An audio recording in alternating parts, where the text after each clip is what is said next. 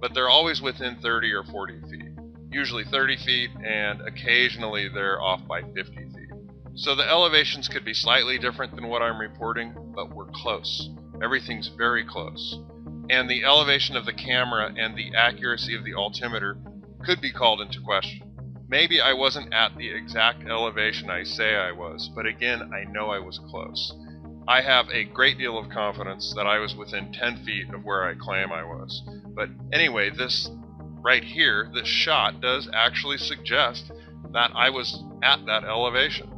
Little Mount Pisgah being 9 miles away and Frying Pan being 6 miles away, if I was, say, 100 feet higher than what I claimed, then Little Mount Pisgah would appear higher, and it doesn't. At the very least, they're level, which clearly implies that I'm very close to the elevation that I claim I'm at.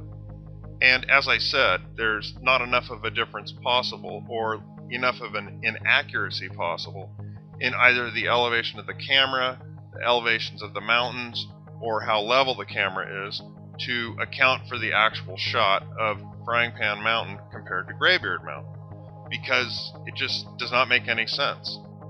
None of the explanations or reasons or justifications that I could come up with to explain it away actually do explain it away.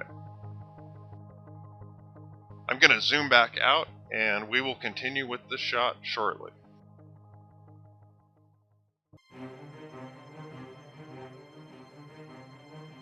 So I'm just going to let this shot run for a while. I captured a lot of this video, and none of it is great. My camera's fairly good.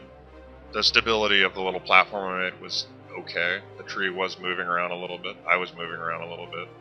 But it's clear. You can see what I intended to have you see.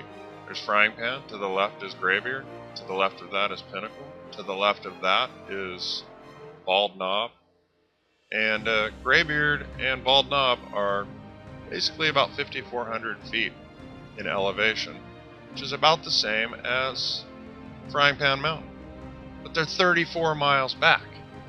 Actually, I think Bald Knob is 36 miles back. In this shot, you just see no... There's the altimeter again. And one note on the altimeter is that, I checked it when I got back to base camp. Every single time it was accurate. I checked it when I got back on the trail. Every time it was accurate. So I don't have any reason to believe that it's inaccurate. I'm just trying to play devil's advocate here and look for what could possibly be wrong with this observation. This observation shows these mountains on a flat plain. Now, I don't know why that is. I mean, I can evaluate evidence and tell you that that's what the evidence says, and I don't see any evidence for refraction. Every single time I went up there trying to capture this evidence, the mountains were at the exact same position. They didn't raise up and lower down. Refraction wasn't moving them around. There was no, unless it was consistently moving them up or down the same way every single time. And every single day since that I've been up at Shining Rock, and I've probably gone there 12 or 15 times since, and I'm always looking over at those mountains. I have like a little line of sight that I can use to check, and the mountains are always exactly the same height. They don't move around. If refraction is occurring, it's the same refraction every single time, consistently, without fail. This shot I find to be completely bizarre. Do I believe that the Earth is flat? That's a big leap to make. A really big leap to actually believe in a conspiracy theory of that size. It is craziness. But what am I supposed to do with this evidence? I don't really know. Honestly, I don't really know. But I felt compelled to make this video. I felt compelled to collect irrefutable evidence one way or the other, so I could end the internal debate I was having about it and answer the questions I was having regarding flat Earth, because I did find the debate interesting. What we're going to do is we're going to freeze the shot right here, and this is the shot that I was attempting to capture the whole entire time. And this is Frying Pan Mountain, as you already know. This is Graybeard. This is Pinnacle, which, as you can see, is roughly 250, 255 feet taller than Graybeard Mountain, and that's kind of the average of all the different sources.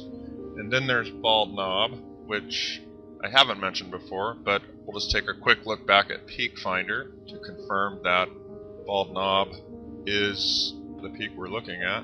So here's Frying Pan, here's Graybeard, and then here's Pinnacle, and here is Bald Knob. They show, I think, on this site, Bald Knob is, 15 feet higher than Graybeard? But again, I went with the averages of a lot of the other sites that I was looking at, topographic sites, and some of the other peak locating sites. Again, it's kind of irrelevant, because if I were to change the elevations 30 or 40 or 50 feet here and there, we still essentially get the same result of the observation.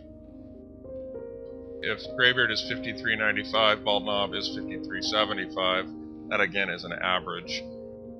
Graybeard is 34 miles from Frying Pan Mountain, Bald Knob is 36 miles from Frying Pan Mountain.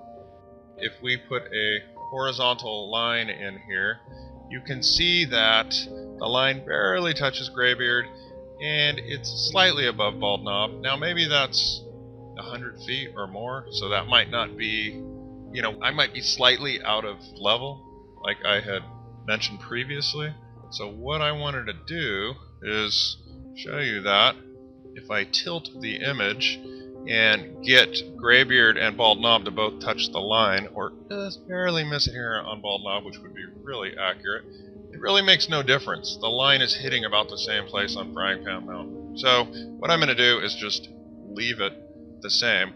Furthermore, the other thing is that Bald Knob is actually 36 miles away, whereas Graybeard is 34 miles away.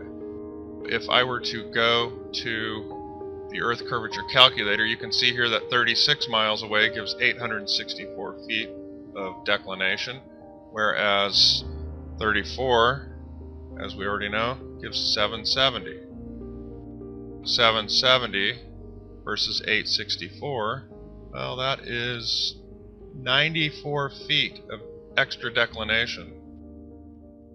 What that means is that Bald Knob on a curved Earth should actually appear a little bit lower, but as I said, I can tilt it either way, and it just doesn't make enough of a difference. So I would say we're within the margin of error everywhere here. So what I want to do is, first of all, point out the fact that Graybeard Mountain should be down 770 feet. Down this way, somewhere around in here. And it should appear lower than Frying Pan Mountain. And the fact that Bald Knob and Graybeard are essentially the same elevation, you can draw a horizontal line across them. And you're going to get a really accurate result. You're going to know that what you think you're looking at is what you're looking at. The camera's not tilted radically, giving the illusion of Frying Pan Mountain being lower. Frying Pan Mountain is lower, clearly, and it should be higher, visually speaking. Okay, so we're going to get rid of the horizontal line and Frying Pan Mountain and Graybeard. And we're going to leave Pinnacle and Bald Knob because they are roughly the same distance from the camera position, and the average difference in elevation between the two is 260 feet, which looks like this. So, that is 260 feet.